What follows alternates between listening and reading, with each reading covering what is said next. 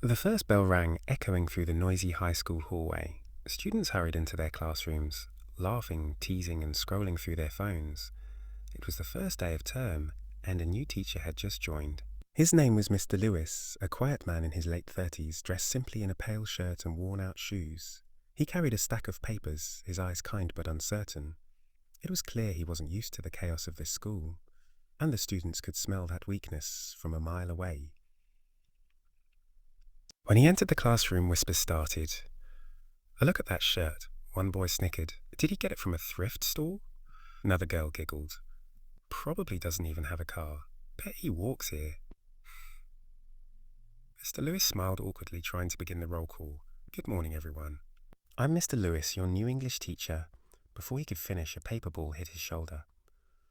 The class burst into laughter. He sighed softly, ignoring it, and continued reading names. But the bullies weren't done yet.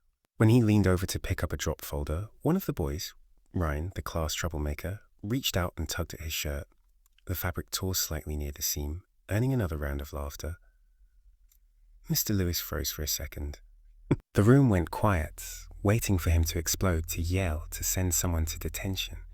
But he didn't. He simply straightened his torn sleeve and said quietly, "Let's continue, shall we?" Something about his calmness made the laughter fade faster than expected. After roll call, the principal's voice came through the speakers.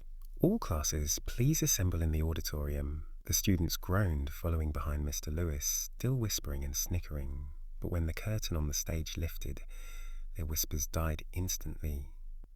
There on the screen was a slideshow titled, "A Teachers Who Inspire." The principal began speaking. "Today, we honor those who make a difference beyond the classroom. Please welcome our guest speaker, a man who risked his life teaching underprivileged children during the war in Ukraine.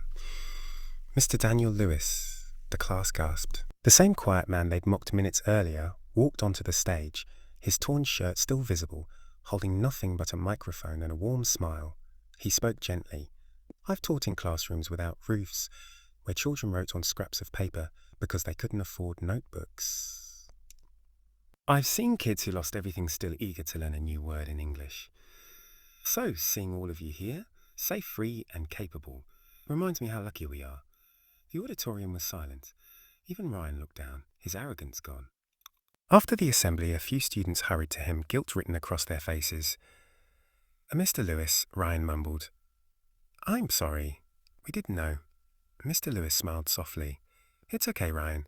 The best lessons aren't always found in books." Later that afternoon, the same bullies who had mocked him helped carry his teaching materials to his car. The torn shirt didn't matter anymore. What mattered was the respect in their eyes. The kind that can't be demanded, only earned. And for the first time, that classroom wasn't filled with noise, but with something far more powerful: silence and understanding.